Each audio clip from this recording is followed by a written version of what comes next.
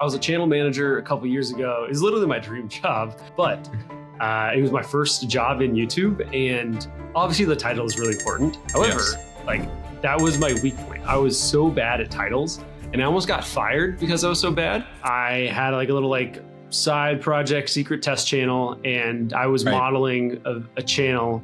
And I wrote the title. I had a different angle. It was the same topic, the same video topic. Right. My title was a little better. So that's like the power of titles. Is like you can, go from 1 million to 7 million or 500 to 1500. When somebody goes to write a title, I want them to go through my past newsletters and let me get in the zone of oh, sweet, this makes a good title. So we've already been talking, Jake. We've already been in it. We're already in the psychological elements of words. But so for those who probably know and clicked on this for Jake, but I'll do the introduction for no other reason besides, hey, if you haven't and you're somehow a fan of this channel, this is Jake Thomas, and you should get to know him. And Jake, just tell us what you do, the business you own, and then as we were kind of joking about earlier, you woke up in a hot sweat. You said, I'm going to write titles for a living. And now that is what you're doing. It was that or dogs. And so we'd love to just hear more about you. Yeah, man. Yeah. So I was a channel manager a couple years ago. It was literally my dream job. I was at a fishing company. So I was getting paid to watch fishing videos on my couch all day. Right. It was incredible, but it was my first job in YouTube. And obviously the title is really important. However, that was my weak point. I was so bad at titles and I almost got fired because I was so bad. And my boss was really, really good. And he was so good, but he couldn't really teach me what makes a good title. Right. So I was just I was looking for how do you write a better title? And there was some okay resources out there, but there wasn't anything that good. So I was maybe I could be the title guy, because eventually I figured it out. And we ended up tripling our subscribers. I think we 4x revenue in the company. So I figured out how to write a good title. And then I was looking to kind of start my own thing. And I was like, oh, what if this was this would probably be a good newsletter. Because it was every Monday morning we would have our content meetings. It was me and our fishing coaches. And I'd be like, hey guys, 10 best credit cards of 2024 did well for this finance company. Why don't we do 10 best trout lures of 2024? So I was getting inspiration from other niches and bringing it into ours. And that was working really well. And I'm like, all right, well, it doesn't really matter what niche you're in. This is working for our fishing channel. I bet this can work for everybody. And so I wrote up a draft of the newsletter in Google Docs, and I sent it out to 100 people, and I had 20 people be like, yeah, dude, this is cool. I would sign up. And so that was it. Started breaking down YouTube titles every week. And that was 163 weeks ago, I think. We just wrote the 163rd edition of Creator Hook. Do you mind me asking what the subscriber base is like now? I bet it's 44,000, I think. That's incredible. Yeah, that's incredible. So when was that switch where it started to be oh shoot, this is people actually suck at titles and they want to know. So dude, there have been several switches. So I went to Vid Summit. So I quit my job in August, and then I went to Vid Summit in September. And a lot of I talked to a couple people, and a lot of them were signing up for my newsletter and just just posting stuff on Twitter. And I hit 250 subscribers, and I couldn't believe it. I'm like, oh, this is incredible.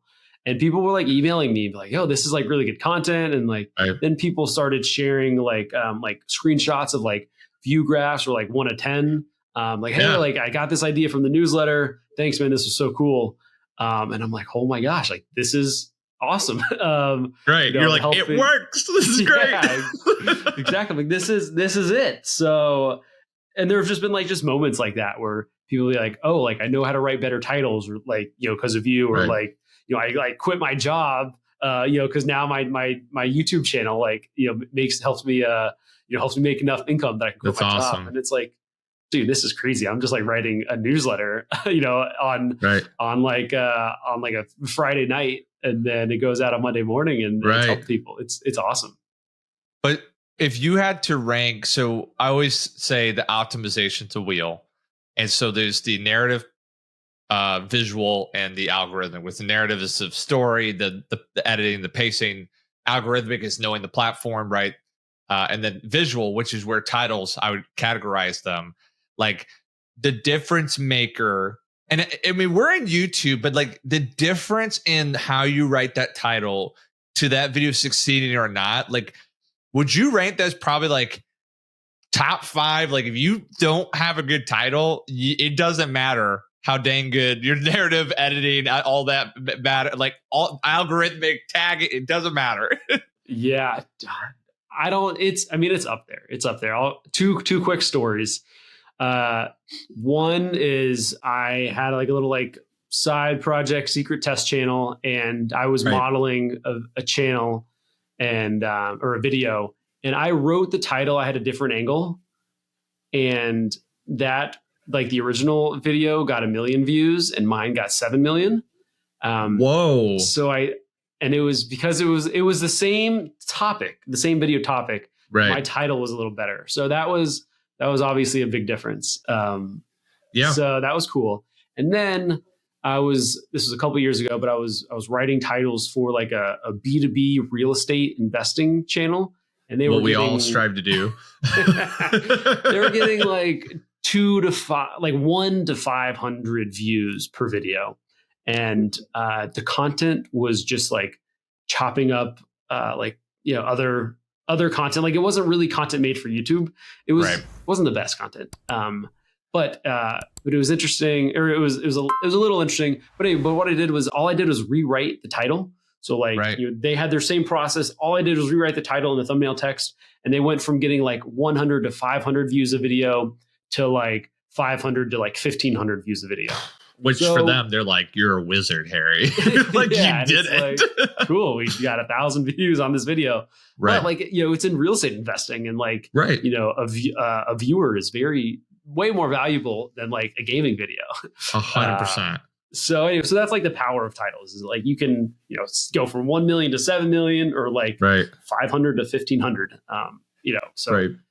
So one of the, oh, sorry, I didn't mean to cut you off.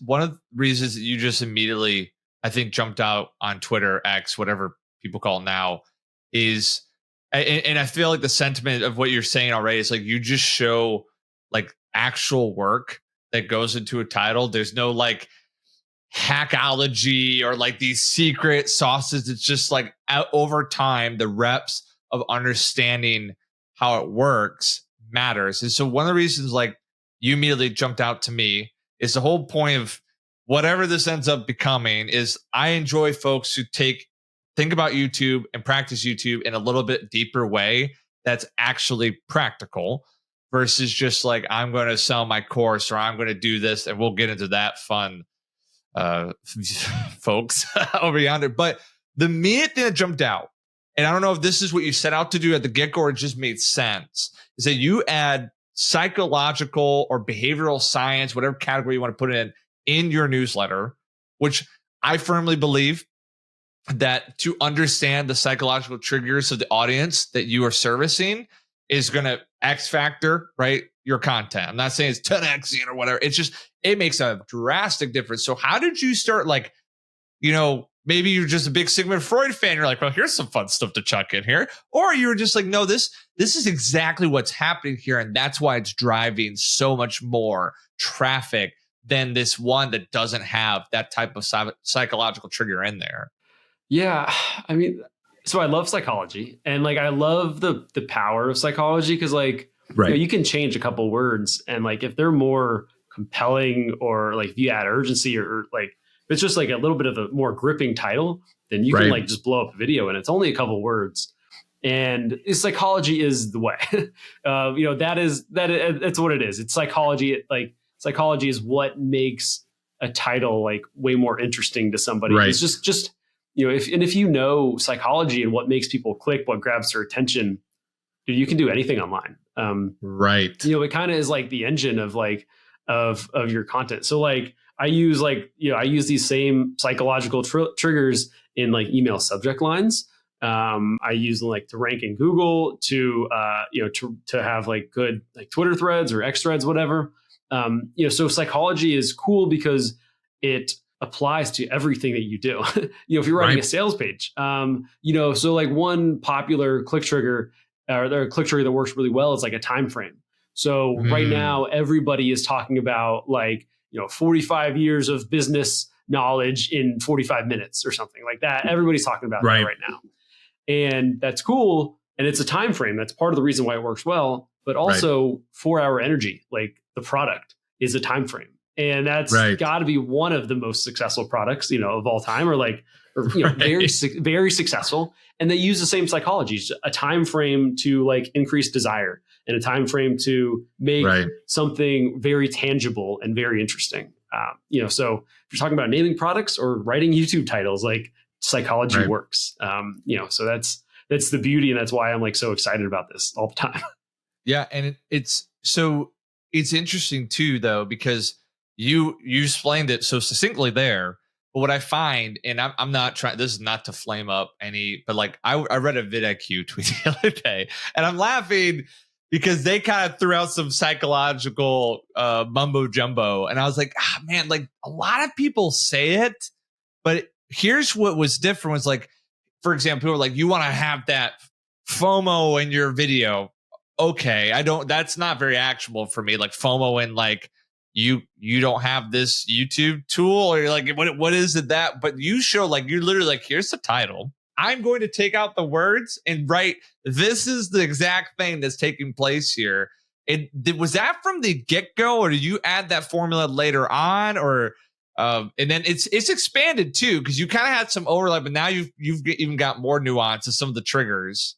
I'm like, I didn't get it. Like I told you, I almost got fired for my job because I was so bad at writing YouTube titles. So I needed somebody to like spell it out for me. Like, I don't know if I'm dumb or what, but like, someone could like just like say something like, oh yeah, like use FOMO. And like, okay, I like conceptually I get that, but like tactically, how do I actually do that? And then when I go to write a title that's not like in my mind, like, sweet, I heard that a while ago, but like, how do you actually do that? So I'm just trying to make this like as easy to understand as possible. When somebody goes to write a title, I want them to go through my past newsletters and like, just, okay, like, let me get in the zone of like, oh, sweet. Like, this is what makes people click. Like, this makes a good title. And, I want to make it as easy as possible, because that's how I learned. Like that's how I learned. And I just feel like sometimes I'm dumb and I just need to like bang it in my head 1,000 times. And eventually, it starts to work.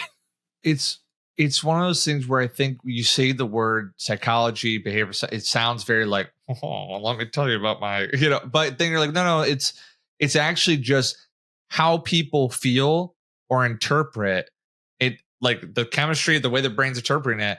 And I'm just going to try to spell it out where it's like, make them feel like they're missing out. Make them feel like it's worth the time investment. Like that's what it is. It's just the problem is people get gobbledygooky with their words. And then, like you said, we're the same person, bro. I was like, I don't know if we're dumb. It's just like, I have kids. Explain it to me like I was your 6-year-old, okay? Because that's the only way we're getting there. There's just there's no other option. And it's also not repeatable. Like, listen, Jordan Peterson, yeah, he's smart, but like half the time, like I don't even know what you're saying right now. Like it's the way it is. So I would love to know I'm sure there's plenty of triggers, but if you had to put like a top 3, like these tend to be the ones that tend to do better, obviously with taste. And then after that, I am going to ask you about text on thumbnails. So I would love to get your opinion on that as well. But just some of the triggers you come across, you see some here and there. You even highlighted one in the recent newsletter where you're like, I don't even like questions, but this one really nailed it. But what are some of the psychological elements that tend to be a recurring, like, yeah, that's a slam dunk if you can figure it out? Yeah. So there are, I think, 33 click triggers that pop up in the newsletter all the time.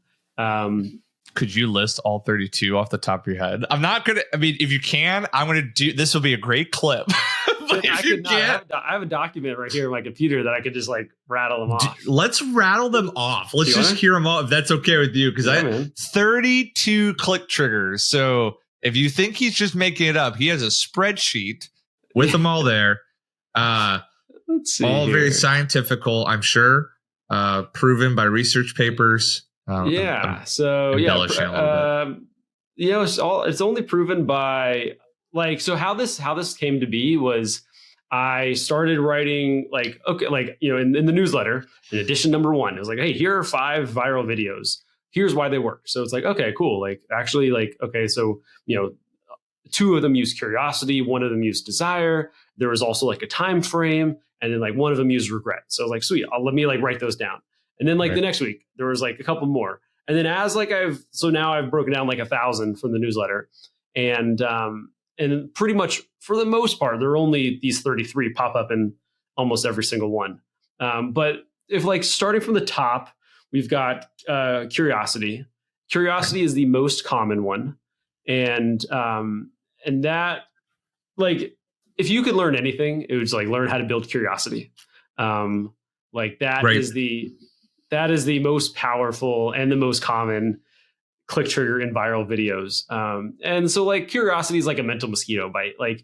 If someone reads your title and you build curiosity in their mind, they have to click your video. Yes. It's not just maybe I'll watch it later. It's no, right. I need to know what is going to happen right now. If you can learn anything, learn curiosity. There are a couple different ways to build curiosity. You can open up a loop, so you can start a story. It's like a cliffhanger.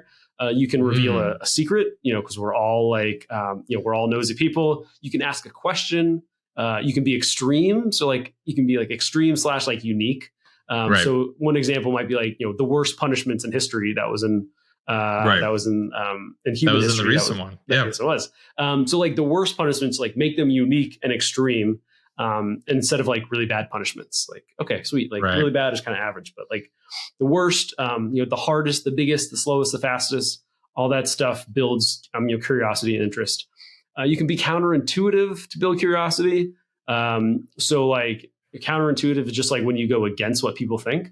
So you might you really don't need water to live or something, right? Yeah. It's not a great title, but that would be what? Yeah. How I slept 4 hours a day to improve my health. Oh, yeah. That'd be a good one. See, you just proved the reps make a difference. So, and using contrast. So Mr. Beast's $1 yacht versus $100 million yacht. Right. So he used that 1 click trigger to get 1 billion views. So yes, I have 33 of them, but if you could just use if you can master a couple of them, then yeah, you can get 1 billion views like Mr. Beast. You can also tell the future, because the future is inherently curiosity filled. There's curiosity is baked in the future, because people want to know what's happening in the future, but nobody knows. And then you can also just be weird. It's the weird reason that that Trevor became a millionaire, when he started his new podcast. So anyway, so those are, that's 10 ways to build curiosity. We've got 33 more or 23 more here. I don't know if we want to rattle through them. Do you want to just call them out just so people could hear what are those triggers? And I'll probably do some hilariously crude animation of all these pop, pop, pop, Yeah. All right. So those are 10 different ways to build curiosity. I think 10, maybe it was 9. And then also fear. Curiosity and fear are the most powerful. Fear is and everybody knows what fear is. There's fear mongering, news stations, all they do is use fear. It's worked for for years and years and years. I mean, even if we go back to the caveman days, we're wired to listen to fear, because if we are in in our cave and I'm hey, Trevor, there's some berries outside, you should go pick them. You're gonna be maybe I will, maybe I won't. You're not gonna care that much. But if I say, hey, Trevor, there's a saber-toothed tiger outside, don't go outside, you're guaranteed to listen, because if you don't, you're gonna die. I shan't do it. It's a preservation. It's I will preserve myself. Exactly. So. And all the people who did not listen to their friends and went outside, they're all dead. So they were not able to pass on their genes, their non-listening to warning genes. So that's why fear works so well. But and they're I'm gonna lump this all together in negativity. Right. So we've got like fear, scary things, drama. People love drama. Warnings, talking about pain points, moving away from pain. So you can move towards pleasure or away from pain. So that might be like moving towards pleasure would be like how to get 10,000 subscribers on YouTube. Moving away from pain would be like how to I quit. How to not post videos that nobody watches. Something like that. That's. You're talking kind of about the same thing. Right. Same thing, but kind of a different framing. Right. Yeah. So, and then pain point, moving away from pain, telling people to stop. I stopped asking people to subscribe on YouTube is a great one. And that, so it's kind of like a warning, but it's also counterintuitive because like, why would you stop doing something that's beneficial? It seems inherently good. Why would I stop that? So that's similar to warning.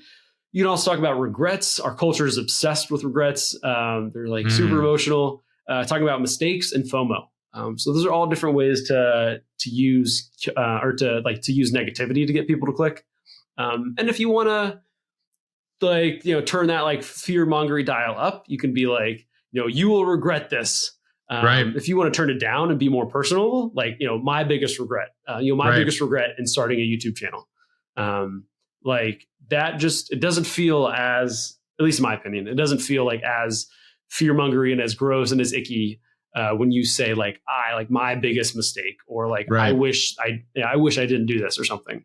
Right. Cause it's like that personal connection. And then like I gleaned from where I fell versus like, I want you to be scared into watching this because if you don't, you will regret it. Like that's almost like this. Well, you better have something really worth my time then. Since you're really getting me like anxiety induced, like, okay, I'll click it. Yeah. I mean, there's like the spectrum, like, you can totally be like fear mongering and it depends on your audience really. If you are like a financial or a political thing, then your audience kind of loves that fear stuff. Like, but if you are like teaching people how to start a YouTube channel, like, yes, you can do a little bit of that fear stuff, but you can also talk about like your own mistakes. You can talk about desire, which is something we'll talk about in a second. Curiosity. So, that how far you want to go on that fear spectrum depends on your stomach for that stuff and your audience too. Right. So a lot of people, and I get it, like, you don't want to be that fear mongery guy. But it can work well. It has a place, but it's definitely like you're saying with taste, and unfortunately, there's just those who wield it with no taste, and that is unfortunate. For sure. And then next up, we have list. So we're talking about like how to start a YouTube channel versus like 5 steps to start a YouTube channel, 5 tips to start a YouTube channel. You can talk about timeliness. So like what is working now? You might know this is like fears, trend jacking or news jacking. The easiest way is to drop the current year. So like you have to start a YouTube channel in 2024, and dropping in the current year is best if it's like the change of the year. So like November to like March is like, if I'm starting if I have a channel and I do kind of like educational stuff, I'm going to have all of my current year videos coming from November to March. Like November and December, it's going to be like, I'm going to talk about predictions for the upcoming year. For 2025. Right. Exactly. I just timestamped this video. Good job, Trevor. Exactly. And then and then you can also talk about, in the beginning of the year, like if it was me, I would make the same videos every single year. How to start a YouTube channel in 2024, how to start a YouTube channel in 2025. And you could totally like change the title if you wanted. However, YouTube has the publish date. So if it's like how to start a YouTube channel in 2025, published 3 years ago, they'll never know. It's like, I don't know. And like, and that's kind of eroding away your trust with your audience. So, and that's like, one of the biggest things you can do, is build trust with your audience. If you want to, if you want them to watch you, enjoy you, and buy your stuff, you need trust. So, which is why accurate titles matter, right? You use all of these. Anything that you're suggesting is within the litmus test of that it's accurate to what your content is. Because just because you get good at maybe very click enticing titles, and your content still blows, it's like you're not going to build trust. It's just not going to happen. That's the nice thing about YouTube. Will factor that in. It's not just consumption; it's satisfaction. So yeah. I mean, YouTube is incredible because it's all like, in my opinion, it's all merit based. Like, if you're making good content and the people like, then you're going to get rewarded for it. Right. Unless like, unlike some, so like, Google search, like a lot of people are like struggling with that right now. I don't know if you follow that world at all, but it's not hard. Terribly close. That was like my previous career, and it was really rough. But but the incentives are aligned with YouTube. Like YouTube, if people click on and watch and enjoy your videos, so if you make good stuff, then YouTube is going to bring you more people. Right. And it's wonderful, and you can build a big business. Pretty quickly, and it's the platform that I feel like has built the best incentive of provide quality, satisfy the audience, you will grow. Like that might not be instantaneous, but honestly, that steady growth and that steady audience building is the one that tends to be the most convertible, the most vigorous fans. And man, I've worked on a lot of other platforms just within starting the consulting in the last, with Facebook and all, and I'm like, I don't get why anybody wastes their time here. Like, it doesn't mean that you don't repurpose, but to like actually get this thing to go for you, it's a challenge. It's a real challenge. Yeah, it is. And another thing that it like kind of, on this like merit-based thing is if your videos don't do well, it's your fault, which is a good thing because you know that you can improve.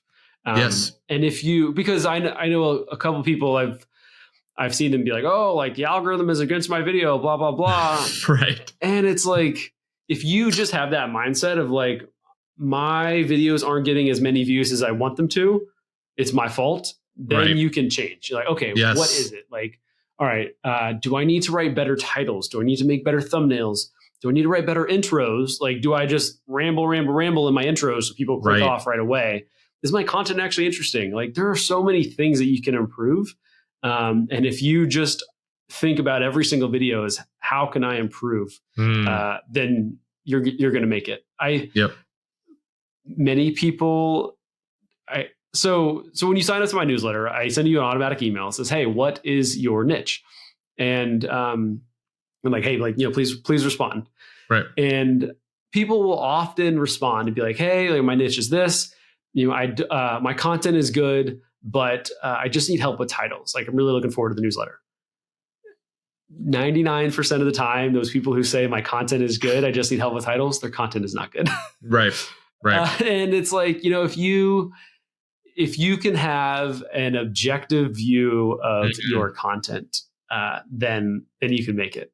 That's literally what we could have just said. Here's the best advice you could have today, because it's so. I mean, as a YouTube guy, so I worked with companies and some creators. You won't believe how many times there were people like, think I'm shadow banned. I'm like, you're a cooking channel. I'm like, it's not what's happening here. Like as far from personal responsibility, like it can't possibly be me needing to get better. It's like, well, or you do. And even if you get good at titles, like you said, it's like you said, the realtor group is a great example. Like, listen, I got to the click on your video. You might want to do more than what you're doing, but that's so interesting. And I know I say me, myself and I, because this company is one person at the moment. We talk about valuable consistency, which is a really overcomplicated formula, which is just highlighting that it's not just about reps of doing something poorly. It's about reps with the desire to improve and knowing what you're actually trying to improve. Like, you're like, I want to get better every video. Okay, that's great. Let's get that to what exactly are we looking at here? Is it an intro? Is it the way you paste out your video? Is it, that's how you actually consistently get better. But the people are like, I made 50 videos. It was me streaming Fortnite 50 times. They're like, well, okay. Did you do it? No. Well, what do you want? Like, what are we doing here? It's fascinating what you run into, but I I appreciate that sentiment of like, you need to take ownership because that's actually going to let you get to where you're hoping to go. Yeah. Yeah. Two ways that have helped me of doing that is one, having my friends watch my content. And that's, so I have I get on a call with like 3 other guys and we all have like faceless channels. And so we all have faceless automation channels. I'm just kidding. Automation. That's not. Yeah. So we all have similar types of channels and we watch each other's stuff. Like we'll bounce off, title and thumbnail ideas. So that has been huge for me. Like just getting a small group. Yeah. But having friends watch my intros and 2 or 3 of them be like, I like that you did this. I think you could do this better. So that has helped. Having trusted advisors. And then also one thing I did the other day was I was researching a content or a topic. And it was like, I ran every day for 30 days. And so I watched these 2 videos back to back. They had like the exact same title. And I was able to see exactly what I liked and what I didn't like. Like, seeing 2 different people make the exact same video. Now you can be like, oh, this is like what makes good content. This is what grabs. This is what grabs people. This is what makes a good video. When you watch this, 2 people make the same exact video, and you just take a notice of what you like and what you don't like. So that is one of my new favorite strategies now. That could be an interesting, maybe once a quarter or a month in the newsletter, like. So I know that your titles though, so maybe that's not the way to go, but that's so clear because you're like, here's the exact same thing. So what was it that made it like special? Right. Yeah. And a lot of people, it's like you said, it's either they drone on or they don't deliver on the promise or recently it's been, or at least it's been dialing back now, but like the over editing. I don't know about you, but like I'm so over like the Mr. Beast is great, but like the subtitles, the pay, I'm like, I'm so tired from watching your video. Just tell me what it's about. Like, stop. Yeah. I mean, specifically with the running 30 miles every day, one of like the biggest things was in one of the videos, they just like went into it. And then the other video, they like established their baseline. And I was like, oh, I care so much more now because I know where they started and I am interested to see where they're going. Versus the other people, I don't know where they started, where they started. And like, I know where they're going, but like, it doesn't really matter because I don't know how to judge, the progress. Right. So I mean, that's just like a concrete example of that's a great example of one way to kind of see what actually makes good content. Right. Until that one person who made the video was like, damn, man, I could have just had where I was starting and Jake would have loved it. They're doing fine. They have like, it's like, I think they have like a couple million subscribers. So they're doing just fine. It's cool, Jake. Yeah. I know there's like so many more on your list, but maybe we don't have the time to go through. I mean, we have plenty. We have as much time as you want. I'll cut this out, but I'll rattle them off real quick. All right, so we talked about lists, we talked about timeliness. Authority is just like name dropping other people's name to get people interested in your content. Time frames, we talked about we talked about that earlier with like the 4-hour energy and like 45 years of business knowledge in 45 minutes. Calling out a specific audience, so making somebody feel like you made this video just for them. So like the best investments for guys in their 20s. If you're a guy in your 20s, absolutely you're doing that. You call it beginners. So like how to start a YouTube channel for beginners. You make someone's like, if you're a beginner, you feel like this video was made just for you. Right. You can also be epic. So like just epic. I don't know. It's pretty self-explanatory, but like there are just some videos that just feel epic. So like in last week's newsletter, it was like the worst punishments in human history. Right. It just feels like in human history makes it feel epic. Versus like, because there's a lot of history and a lot of mean people. So you can refute an objection, which is like getting rid of like, what's your audience's biggest excuse? So like how to start a YouTube channel if you don't want to be on camera, how to start a YouTube channel if you don't like making videos. You can talk about daily tips. So like I ran a mile every day, or do this every day to grow on YouTube. Right. You can talk about X versus Y, so like comparison videos, so like YouTube versus TikTok. What should you start in 2024? Right. You talk about constraints. So constraints is one of my new favorites. But like I started a YouTube channel without showing my face. I did something crazy without what you would like expect to do, or like with a constraint. And then finally, you can confirm suspicions. And like my favorite example of confirming suspicions is ex Taco Bell employee reveals the truth about Taco Bell's meat. It is actually cats. Yeah. It's like, I knew it. If you can get your audience to say, I knew it, when they read your title, like they feel like they have to watch your video, and like, just so that they can go and brag to their friends. Like, I knew it. I knew Taco Bell is not real meat. Right. I knew my cat was missing. I knew that.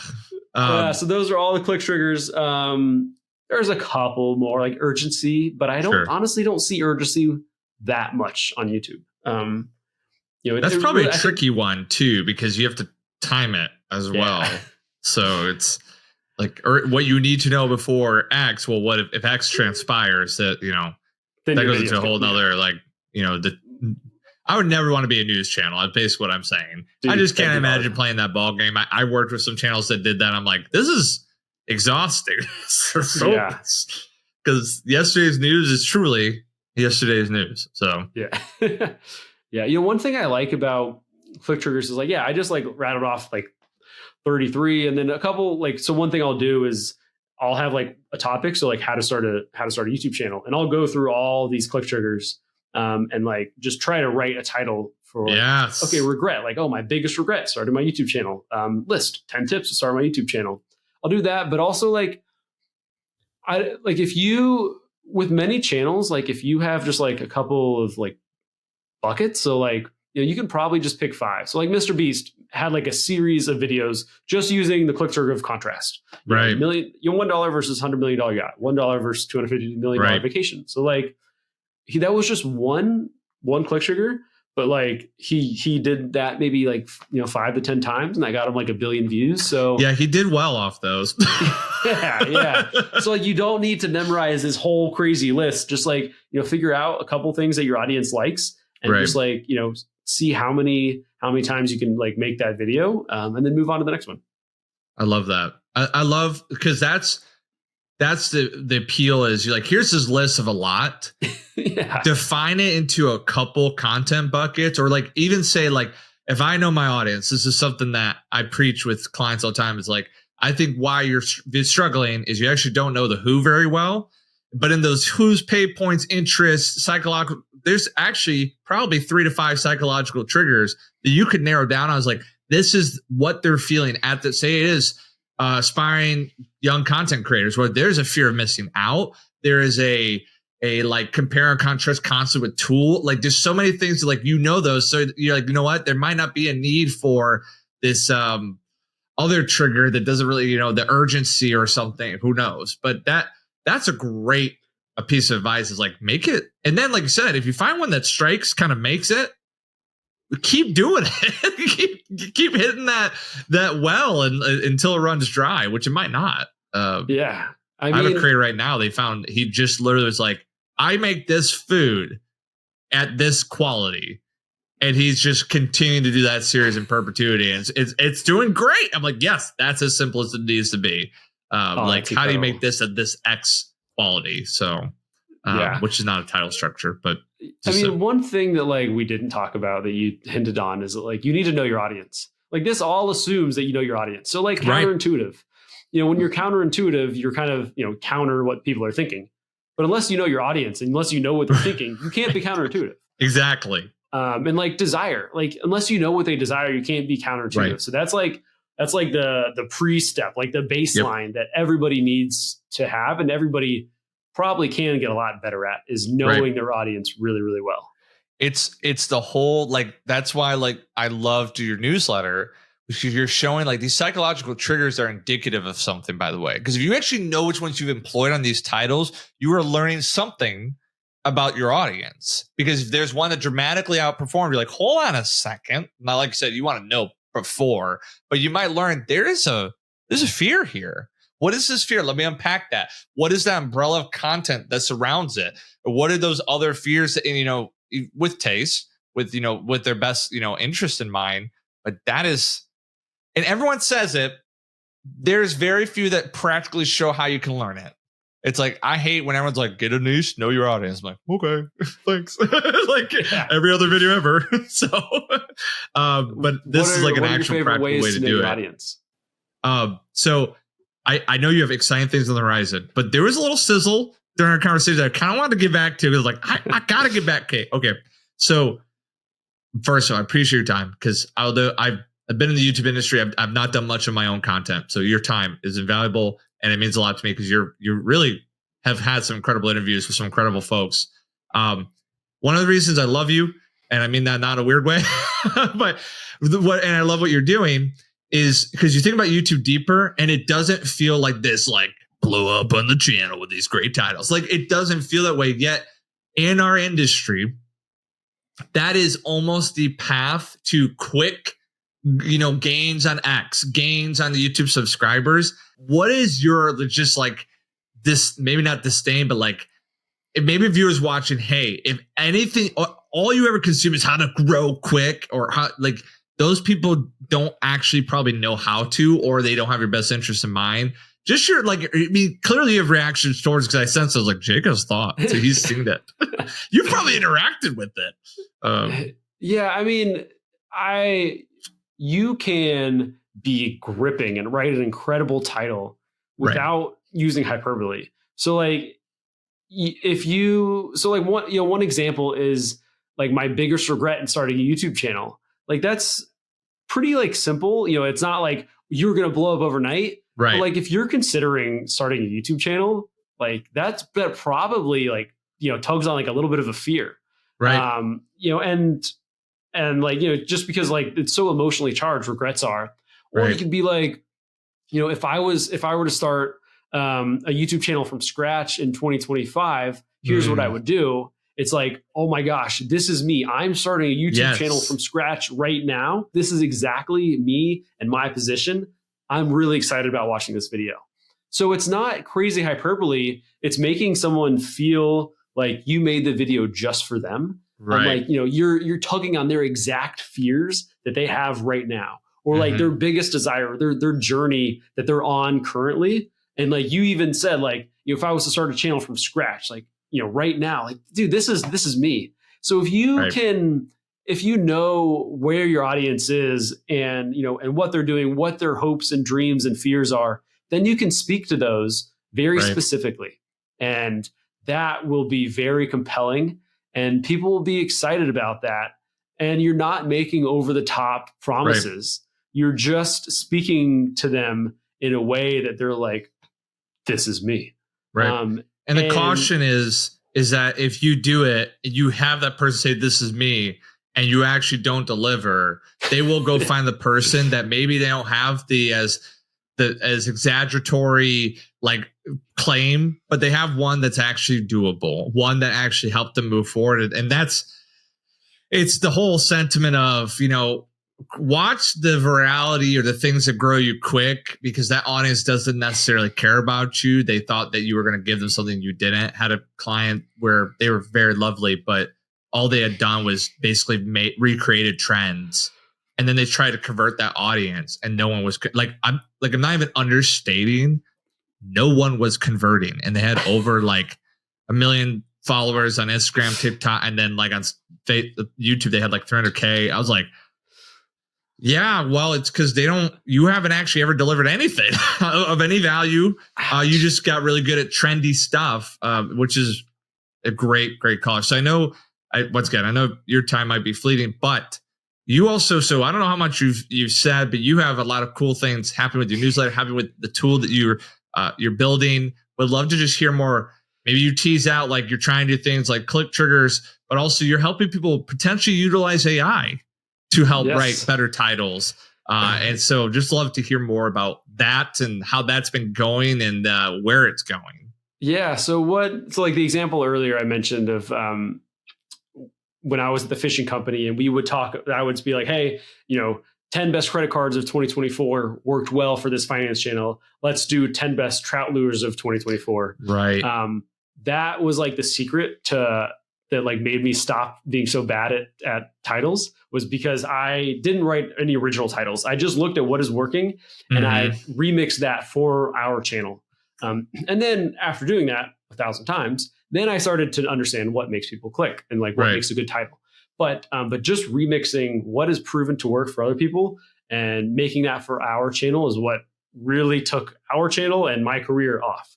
Yeah. And that comes naturally to me, but I don't think it comes naturally to everybody. So we're working on a Chrome extension that will let you remix things automatically right on YouTube. So it's called the Title Remixer. And when you go and you install it, there's like a little AI icon underneath every video. Yep. You'll fill out your profile and just to kind of mention like some keywords and topics that you write about. And then when you're on YouTube and you see the title that you're like wow, like this was really cool, you can just click that little button and that'll remix that title and throw in your topips and like write the title for your channel. Yep. So that's why those keywords are so critical, because so it's one thing when I started testing, I was like, oh shoot, what I put in these keywords really will make a difference, which is helpful to know because that actually challenges you to say, listen, this tool is as powerful as the subject of your channel. Because now when it makes sense because you're very much the plug and play, the remix. I'm like, okay. And once I started doing it, I'm like, I see what this is. And so it's really actually pretty impressive because if you put in the right keywords of your channel's like kind of, sentiment or what it's doing, it can be pretty powerful pretty quickly. Yeah. I mean, and for many channels, there are only 5 to 10 things that work well. Right.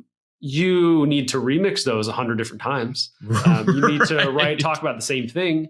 But like if you're starting, like if I have like a YouTube education channel, how to get more views is like the one thing that people want, right? Like I need to talk about how you get more views 500 different ways, 1,000 different ways, because that's like the one goal that they have, so it might be like, I wish I knew this before starting my YouTube channel in 2024. And like, it's like, here's how to grow on YouTube. Like, cause you can't just write how to get more views on YouTube, every single video. Right. So anyway, if you can identify those few topics, and when you, in the profile, it says, or in the tool, it says topics and keywords.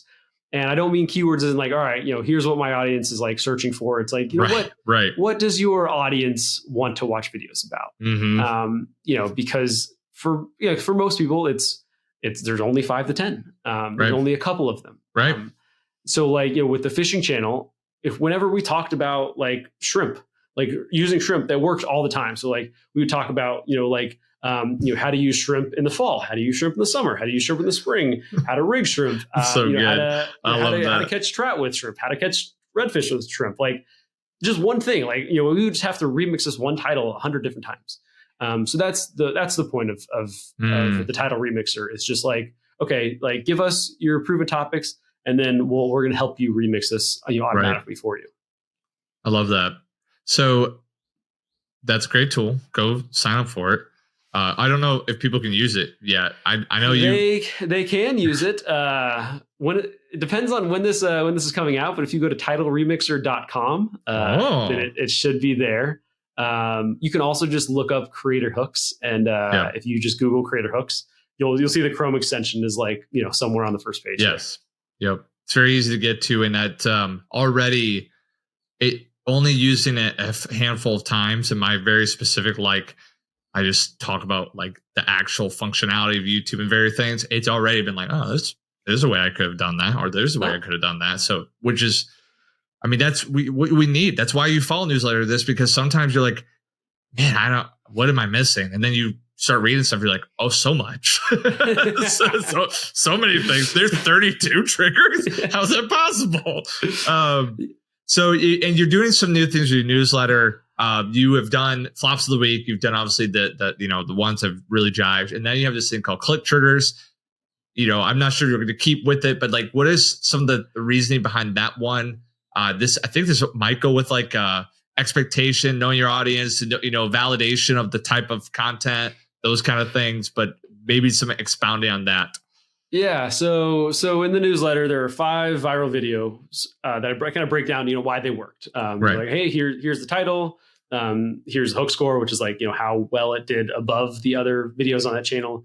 Here's why it worked. So that little section is like, 3 or 4 click triggers usually. Yeah. Like how you can use it. And then here are some like other examples that you can use for your, other examples of like how I would remix this title. And then there's a section at the end. Usually it's been flop of the week recently. So like, if one video or if one channel, they had a video, like they averaged 50,000 views. Right. They had a video get 1 million views. Like, boom, like this did really well. They also had a video get like, 4,000 views. It's like, oh, this did really bad. Like, why did this do really well? Okay. But like, it's almost like as valuable, maybe even more valuable to know why this video did really bad. Right. So you can see like, oh, like I get it. Like, they wrote like this title is way too long, or like this title is confusing. And like, even if the click triggers, if you write a long, confusing, unclear title, it doesn't really matter. Right. Or like the strategy was off. Like this is like a gardening channel, and like this was like a woodworking video. Like it's not what people come to this channel for. Right. So anyway, so that's the flop of the week, and I'm experimenting with the click trigger of the week. I did that last week, and just diving a little bit deeper into something, into explaining a click trigger, a couple of different examples of why it works, how you could use it, and then why it's important, just a little bit more education, just a little bit deeper, because my newsletter, a lot of people like it because it's very bullet pointy. It's very skimmable. Like, okay, it's very readable. Point. But there are some people who want a little bit more, want to go a little bit deeper. So for those people, sometimes there's something down at the bottom where, it's like, hey, there's just like a little bit more, little bit of a deeper lesson here. Right. No, that makes a ton of sense. I know. And by the way, I can cut this out, but like, if you need to go, let me go. But like, good. If you had time, I think the one thing I forgot to come back to is, titles so well. They have the searchability, they have the structure, but the text on thumbnails, how powerful could those in tandem be? Do you have POV on this? Like, should it always be the text is a embellishment of the sentiment that you've added to your title? Obviously you don't want to go nuts with the text. Every thumbnail and title ecosystem is different on every channel, but I would, especially with the thumbnail testing tool rolling out, this is something where it maybe can be tested to a degree that hadn't been before. Didn't know if you had some thoughts on it, and based off what you've been seeing just across your many, many, many video reviews that you've done. Yeah, I treat it. There's a couple of different ways to look at it. So one, I look at it as like a 1-2 punch. Like, the thumbnail grabs somebody's attention, and then the title's like, oh yeah, I definitely want to watch this video. Right. So when I think about thumbnail text, I still think about the same click triggers. So we talked about 33 different click triggers. Right. You can, when we back it up, there's really only like 3 click-worthy emotions. So like almost all of these click triggers fall under curiosity, fear, or desire. Right. So if you can just think about those 3, and then, then you kind of thinking about, all right, how do I actually tactically build curiosity? Do I need to open a loop? Do I need to reveal a secret? But sometimes, depending on the title, I'll have like negativity in the thumbnail text, and then I'll have curiosity in the title. Or I'll mix and match. I'll have like negativity in the thumbnail text and then desire, or curiosity and then fear. So mixing and matching different emotions, different click triggers that's how I like to think about it. I mean, I like to think about it as like a 1-2 punch. It's like, oh, boom, like here's this curiosity in the thumbnail text. Like, oh, what is this? And like, boom, you hit them with fear. Right. Like, oh, shoot. Like I might actually be making this mistake. Whoa. So that's how I think about it. And I think it's it can be very powerful. You can use it to tell way more of a story and just be way more emotional if you use the thumbnail text right. And, just like, I regret this. Like, I regret this. That's 3 words. Yep. And, and you're doing something that like maybe everybody is doing.